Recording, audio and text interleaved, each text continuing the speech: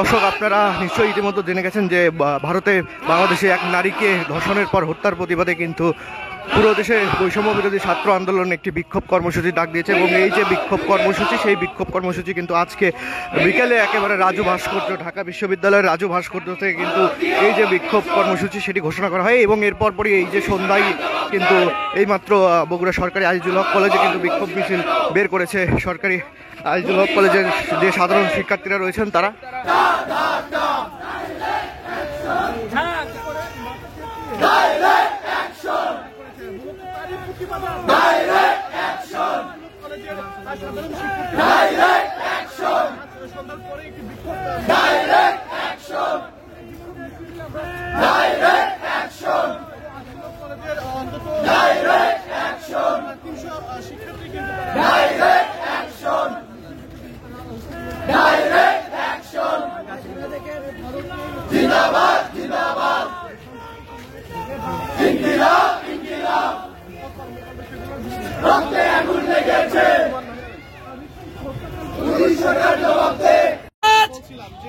তীব্র নিন্দা জানাই।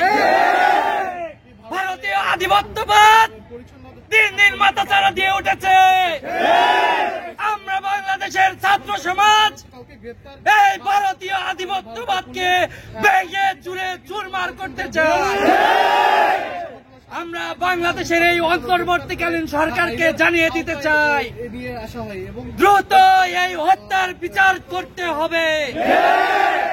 ভারতীয় সরকারের কাছে আমরা ঐক্যবদ্ধভাবে দাবি জানাই, এই ধর্ষণের বিচার করতে হবে।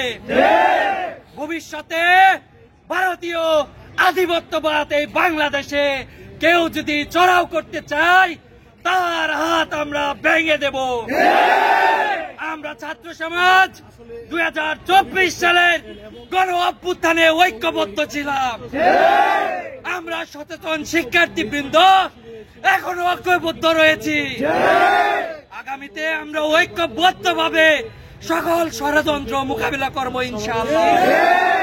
আপনাদের পিছনে এই বাংলাদেশের আপামর জনতা, 18 কোটি জনতা রয়েছে। আমাদের আগেকার স্বৈরাচার সরকার ভারতকে তারা যে নতজানু পররাষ্ট্রনীতি দেখিয়েছে, আমরা সেই নতজানু পররাষ্ট্রনীতি আর দেখাতে চাই না।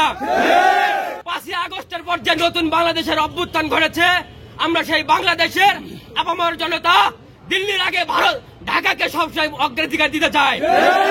সংগ্রামী জনতা, আমরা ভারতের কট্টরবাদী হিন্দুত্ববাদী স্বৈরাচার সরকারকে জানিয়ে দিতে চাই, পৃথিবীর মানচিত্রে যদি তারা ভারত নামক রাষ্ট্রের মানচিত্র যদি তারা আঁকতে চায়, তার প্রথমে আমাদের বাংলাদেশের মানচিত্রকে আঁকতে হবে।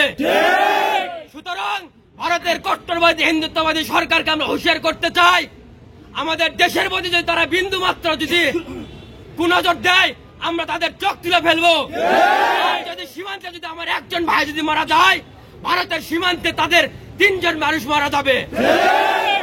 ডাইরেক্ট অ্যাকশন, ডাইরেক্ট অ্যাকশন, জিন্দাবাদ।